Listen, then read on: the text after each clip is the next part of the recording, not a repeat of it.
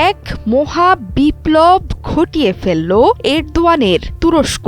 বিশ্বের প্রথম মানববিহীন যুদ্ধ ড্রোন বায়রাক্তার কিজিলেলমা থেকে মিসাইল ছুড়েছে আঙ্কারা। এক বিবৃতিতে যুগান্তকারী এই সফলতার বার্তা দিয়েছে তুরস্কের শীর্ষস্থানীয় প্রতিরক্ষা সংস্থা বাইকার। খবর ছড়িয়ে পড়তেই রীতিমতো তোলপাড় চলছে বিশ্ব সামরিক অঙ্গনে। আনাদুলু এজেন্সি বলছে, সিনোপ উপকূলে ঐতিহাসিক পরীক্ষা চালিয়েছে এরদোয়ানের দেশ।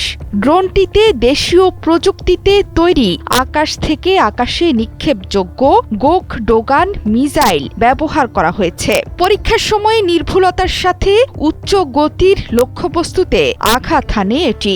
এমনকি সফলভাবে একটি জেট টার্গেটকে আঘাত করে ধ্বংস করেছে ড্রোন থেকে ছোড়া মিসাইল। ড্রোন দিয়ে মিসাইল ছোড়ার এই সফল অভিযানে বৈশ্বিক সামরিক অঙ্গনে চলছে তোলপাড়। সফল এই অভিযানের ফলে কিজিলেলমা বিশ্বের একমাত্র মানববিহীন প্ল্যাটফর্ম হিসেবে প্রতিষ্ঠিত হয়েছে, যার আকাশ থেকে আকাশে যুদ্ধের পরীক্ষিত সক্ষমতা আছে। পরীক্ষার সময় 5টি F-16 যুদ্ধবিমানও উড়েছিল ড্রোনের সাথে, যেগুলো কিজিলেলমার সঙ্গে পরিচালনা করেছে যৌথ ক্রু আনক্রু অপারেশনে ফরমেশন ফ্লাইট, যা ভবিষ্যতের আকাশযুদ্ধের এক নতুন ধারণা হিসেবে প্রতিষ্ঠিত হয়েছে। কিজিলেলমার লো রাডার ক্রস সেকশন এবং উন্নত সেন্সরের কারণে দূর থেকে শত্রুর বিমানকে দেখা না গেলেও শনাক্ত করতে সক্ষম। তুরস্কের বিমান চলাচলের ইতিহাসে প্রথমবারের মতো নিজেদের তৈরি ড্রোন এবং রাডার ব্যবহার করে এমন হামলা চালালো দেশেই নির্মিত ড্রোন কিজিলেলমা। এছাড়া আধুনিক কমব্যাট মিশনে এই ড্রোন যুদ্ধ বিমানের মতোই মিশন পরিচালনায় সক্ষম। এটি মানুষচালিত এবং চালকবিহীন আকাশযানের যৌথ অপারেশনের অনন্য দৃষ্টান্ত।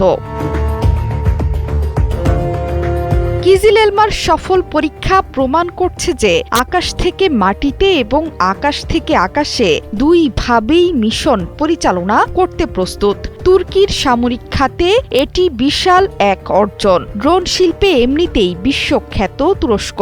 শব্দের চেয়ে দ্রুত গতিতে উঠতে পারে চালকবিহীন পঞ্চম প্রজন্মের আকাশযান কিজিলেলমা। নিজস্ব প্রযুক্তিতে উদ্ভাবিত একের পর এক ড্রোন বানিয়ে বিশ্বকে চমকে দিচ্ছেন এরদোয়ানের দেশ। কিজিলেলমার পাশাপাশি এই তালিকায় আছে TB2 আকিনজির মতো মনুষ্যবিহীন যুদ্ধযান।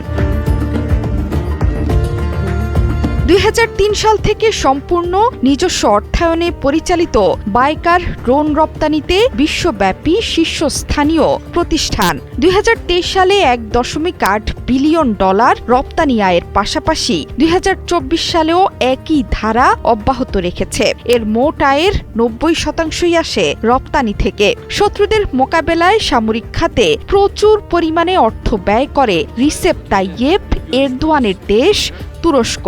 Ve bu görüşmelerden sonra Çohrat Çowdhury Setu, 71 bir tahıl koridoru gayretimiz vardı.